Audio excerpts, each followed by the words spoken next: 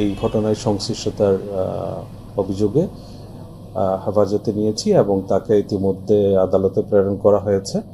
আমরা তার সাথে বিস্তারিত কথা বলে বিশদ জিজ্ঞাসাবাদে হয়তো তার সংশ্লিষ্টতা এবং অন্যান্য বিষয়গুলো জানার চেষ্টা করব।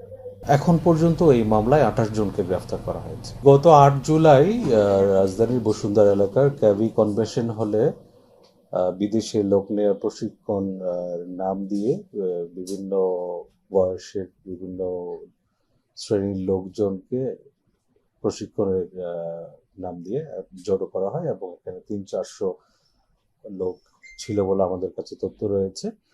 এই সংবাদ পাওয়ার পরে গত 13ই জুলাই আমরা এখান থেকে দুজনকে আটক করি, যিনি এই কনভেনশন হলটা বুকিং দিয়েছিলেন এবং তাদের যে কাছে প্রাপ্ত তথ্য মোতাবেক ইতিমধ্যে এই ঘটনার উপর ভিত্তি করে ভাটারা থানায় একটি সন্ত্রাস বিরোধী আইনে মামলা দায়ের করা হয়েছে। উক্ত ঘটনায় ইতিমধ্যে 28 জনকে গ্রেফতার করা হয়েছে।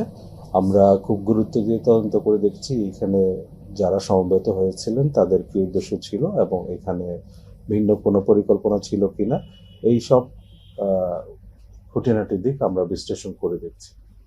জাফরিনকে গতকাল কোথা থেকে আপনারা গ্রেফতার করেছেন এবং রিমান্ড চাওয়া হবে কিনা, প্রাথমিক জিজ্ঞাসাবাদে সে কি কি স্বীকার করেছে, এটার সাথে তার সংশ্লিষ্টতা কতটুকু ছিল? গতকাল আমরা সুমাইয়া জাফরি নামক এক নারীকে এই ঘটনায় সংশ্লিষ্টতার অভিযোগে হেফাজতে নিয়েছি এবং তাকে ইতিমধ্যে আদালতে প্রেরণ করা হয়েছে। আমরা তার সাথে বিস্তারিত কথা বলে বিশদ জিজ্ঞাসাবাদে হয়তো তার সংশ্লিষ্টতা এবং অন্যান্য বিষয়গুলো জানার চেষ্টা করব।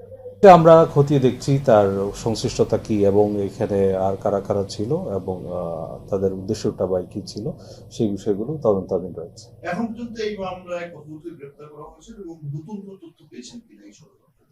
এখন পর্যন্ত এই মামলায় 28 জনকে গ্রেফতার করা হয়েছে। মানে বিস্তারিত যাদেরকে গ্রেফতার করেছে তাদেরকে জিজ্ঞাসাবাদের পরে নতুন কোনো তথ্য আসলে পেয়েছেন?